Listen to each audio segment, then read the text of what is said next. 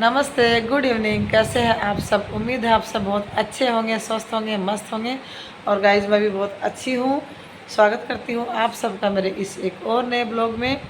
आज है 23 अगस्त, शनिवार का दिन है। शाम के बजे हुए हैं लगभग 7:45 और मौसम बहुत सुहावना है क्योंकि बरसात हुई थी। तो बरसात में बाहर बैठे बैठे मेरे दिमाग में एक विचार आया कि वर्तमान में हमारे संस्कार कहीं ना कहीं गायब होते जा रहे हैं। और एक सच्ची घटना जो लगभग कई परिवारों में देखने को मिल जाएगी वो मैं आपसे शेयर करूंगी। तो इस पूरे ब्लॉग को अंत तक देखना और वीडियो अच्छा लगे तो कमेंट ज़रूर करना। और अगर आप चैनल पर नए हैं तो घंटी के बेल आइकन को ज़रूर दबाना ताकि अपलोड होने वाले वीडियो का नोटिफिकेशन आपके पास सबसे पहले पहुंच सके। तो गाइज़, घटना हमारे इर्द गिर्द ही होती है।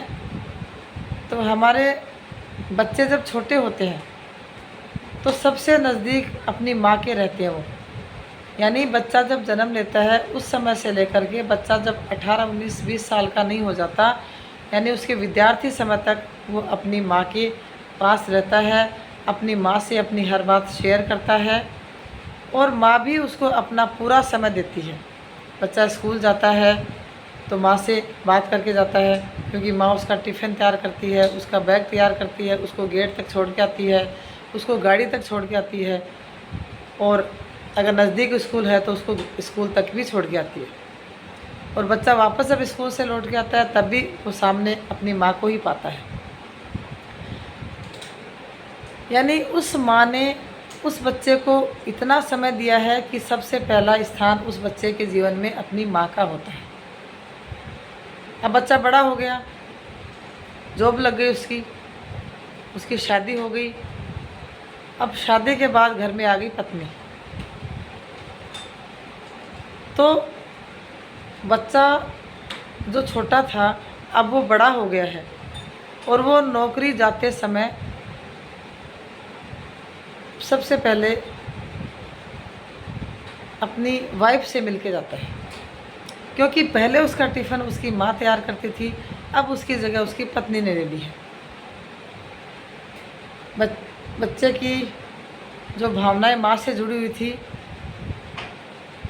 वो अब उतनी नहीं रही क्योंकि वो बड़ा हो गया है और उसके जीवन में एक नया मेहमान जुड़ गया है। अब वो व्यक्ति घर से सुबह सुबह ड्यूटी के लिए निकलता है तो उसकी पत्नी उसका टिफ़िन तैयार करती है और गेट के पास तक उसको छोड़ के आती है और वो चुपचाप अपना टिफ़िन लेके गेट के पास से सीधा अपनी ड्यूटी के लिए निकल जाता है। एक समय जब वो अपनी माँ से मिलके जाता था, आज उसके पास इतना समय नहीं है कि वो अपनी माँ से ये कह सके कि ठीक है माँ, मैं ड्यूटी जा रहा हूँ, क्योंकि माँ का स्थान अब दूसरा हो गया है। पहला स्थान जो माँ का हुआ करता था अब वो स्थान पत्नी का हो गया है। और कई परिवारों में तो इतना होता है कि बच्चे संस्कारवान होते हैं, भले ही टिफ़िन पत्नी ने तैयार किया हो लेकिन फिर भी वो माँ से मिल कर के जाता है। जैसा कि मेरे खुद के ससुराल में ऐसा होता है और ये बात मैं आज दावे के साथ कहती हूँ कि मेरे पति, मेरे जेठ जी और हमारे सारे बच्चे जो हैं उनके संस्कार बहुत अच्छे हैं। बहुत ही जो इस दुनिया में वर्तमान में ऐसे संस्कार बहुत कम मिलते हैं कि आज भी वो उतना ही दर्जा अपनी माँ को देते हैं जो देना चाहिए। और ये बात हमें बहुत देर बाद में समझ में आती है, लेकिन कुछ घर आज भी वैसे हैं जिनके पास माँ के लिए समय नहीं है। अब जैसे ही वो शाम को ड्यूटी से आता है, उसने गेट खटखटाया, पत्नी सीधा दरवाज़ा खोलती है और वो लड़का घर में आता है और साथ में सब्ज़ी फ्रूट वगैरह लेके आता है और सीधा अपनी पत्नी के हाथ में देता है और उसके साथ सीधा अपने रूम में चला जाता है।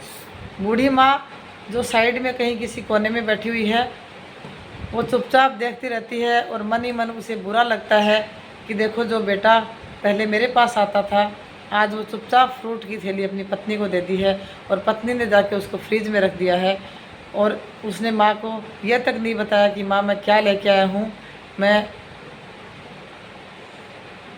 कैसा हूँ। यानी उसके पास समय ही नहीं है, वो इतना बिजी हो गया। अब उसके बच्चा हो जाता है। अब बच्चा हो गया तो माँ का स्थान होगा तीसरा। अब सुबह सुबह ड्यूटी जाता है वो, तो बच्चा उसके पीछे पड़ता है कि पापा मैं भी चलूँगा। अब जैसे ही वो बच्चे को राज़ी करके छोड़ के जाता है और अपनी ड्यूटी चला जाता है, शाम को फिर आता है घर, तो जैसे ही दरवाजे की आवाज़ सुनती है बच्चा दौड़ के जाता है और दरवाज़ा खोलता है और वो बच्चे को गोदी लेके अंदर आ जाता है और जो सामान उस लेके आता है वो अपनी पत्नी को दे देता है और बच्चे के साथ अपने रूम में चला जाता है। यानी अब पहले स्थान पे आ गया उसका बच्चा, लेकिन वो माँ अभी भी उस कोने में बैठी हुई है और अपनी भावनाएं व्यक्त नहीं कर पा रही है, लेकिन अंदर ही अंदर दुखी होती है कि देखो आज मेरा बेटा ऑफिसर बन गया, लेकिन उसके पास मेरे लिए समय नहीं है। अब मैं इस ब्लॉग के माध्यम से आपको ये कहना चाहती हूँ कि हालांकि उस ऑफिसर बेटे की गलती नहीं है, क्योंकि वो अपनी लाइफ में बिजी हो गया, लेकिन उसकी गलती है क्योंकि क्या उसके पास 5 मिनट का ये वक्त नहीं है कि सुबह जाते टाइम वो ये कह दे कि हाँ माँ मैं जा रहा हूँ, और शाम को जब आता है तो ये कह दे माँ मैं ऑफिस से आ गया हूँ, ये फ्रूट लेके आया हूँ, आप खा लीजिए। लेकिन नहीं बोलता। क्यों नहीं बोलता? क्योंकि हमारे संस्कारों में कहीं ना कहीं कमी रह गई है। हम ये नहीं कह सकते कि पूरी तरीके से हमने संस्कार नहीं दिए, ये उस बच्चे की समझ पे डिपेंड करता है।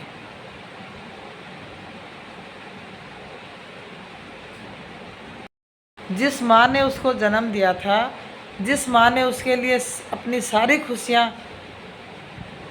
छोड़ दी थी, उस माँ के लिए आज उस बेटे के पास समय नहीं है। उसके पास गाड़ी है, उसके पास बेटा बेटी है, उसके पास पत्नी है, उसके पास खूब सारी धन दौलत है, लेकिन उसके पास यह कहने के लिए समय नहीं है कि माँ मैं फ्रूट लाया था और आप इनको खा लीजिए। वो सीधा फ्रूट ला के अपनी पत्नी को दे देता है और पत्नी फ्रिज में रख देती है और पत्नी ने फ्रूट काट करके अपने बच्चों को खिला दिया, खुद खा लिया, अपने पति को दे दिया। ये भी नहीं पूछा कि माताजी आपको फ्रूट खाने हैं या नहीं खाने हैं। मैं सब घरों की बात नहीं कर रही, लेकिन ज़्यादातर घरों में ऐसा होता है।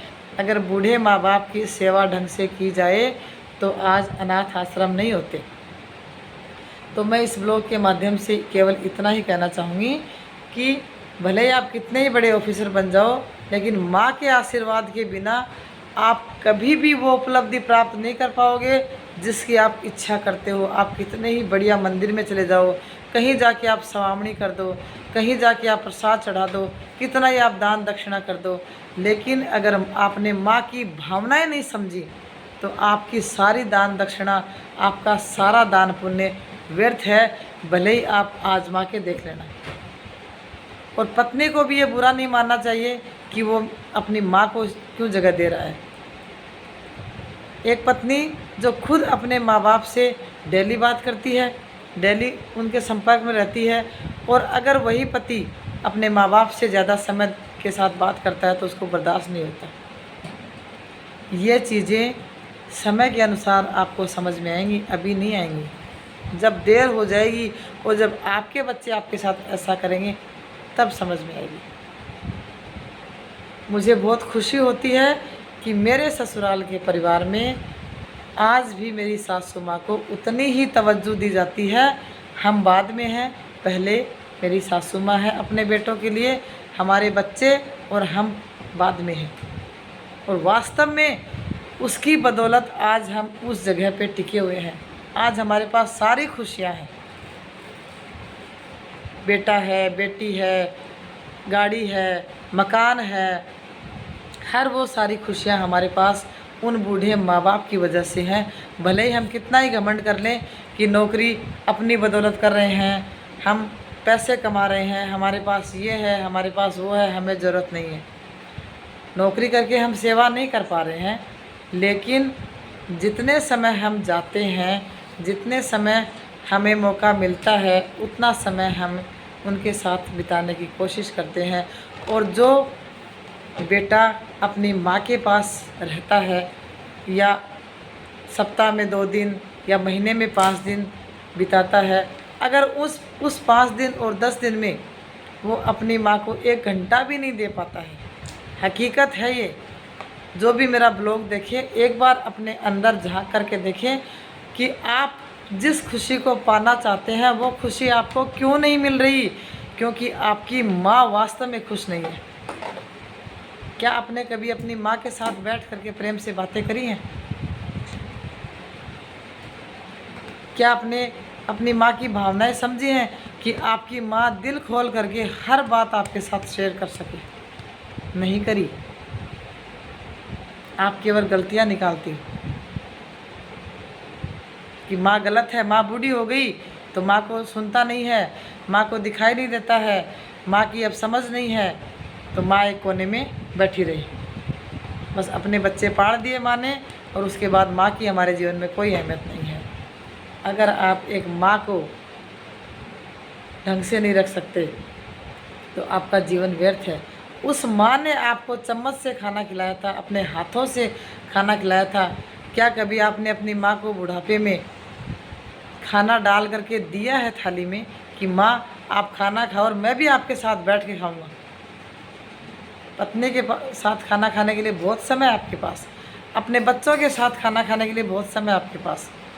या फिर आप ऐसे कीजिए कि वहीं आपकी पत्नी, वहीं आप खुद, वहीं आपके बच्चे, वहीं आपकी माता बैठ के साथ में खाना खाएं।